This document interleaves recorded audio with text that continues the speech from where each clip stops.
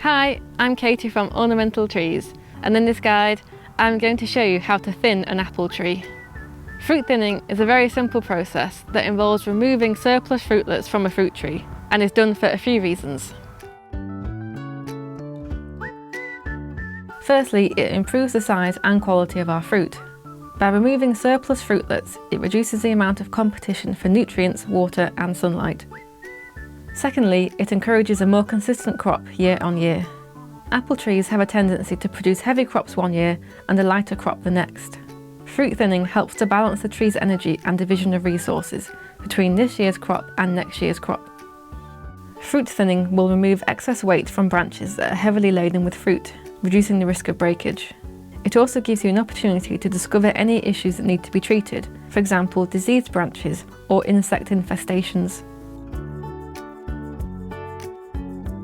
Apple thinning is normally best done between late May and early July. However, you should bear in mind that apple trees will naturally shed some of their fruits in early summer. This process is known as the June drop, but the timing can vary depending on your location, weather, and the variety of your apple. Unless there's an immediate risk of branches breaking due to excessive weight, we recommend waiting until after the June drop to decide whether you need to do any thinning of your own. This is to prevent too many fruitlets from being removed unnecessarily. Examine each fruitlet cluster and decide whether any need to be thinned. Apple trees generally produce clusters of between 2 and 6 fruitlets. You should aim to keep 1 or 2 of the largest, healthiest, best-shaped fruitlets per cluster. As a rule of thumb, for large apples, such as cooking apples, you should aim to keep 1 fruitlet. For smaller eating apples, you can normally keep 2 fruitlets. First, remove any fruits that are obviously diseased, damaged or malformed. Then remove the smallest fruitlets. Using your hands, grasp the fruit and pull up and away from the tree so the stem snaps cleanly off. Take care not to pull the whole cluster off. You can also use secateurs or scissors. Just make sure they're clean, sharp and in good condition. Cut as close as you can to the point of origin, taking care not to damage any nearby spurs or fruitlets that you want to keep.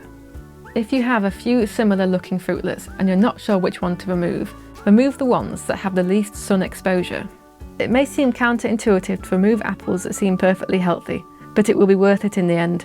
Ideally, clusters should be about 15 to 20 centimeters apart to encourage air and light circulation. If you have clusters packed closely together, this may mean removing all of the fruitlets from an entire cluster. This is especially common on spur fruiting trees. If your apple tree is very large, then fruit thinning can be difficult or even impossible. In this case, try to thin out as many of the lower branches as you can safely manage. Fruitlets you can't reach on the higher branches will get more sunlight, so will be more likely to do well. You can also give the individual branches of the tree a gentle shake to try and dislodge any loosely attached fruitlets.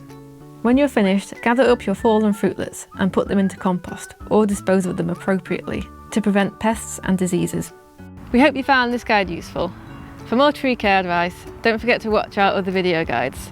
Thanks for watching.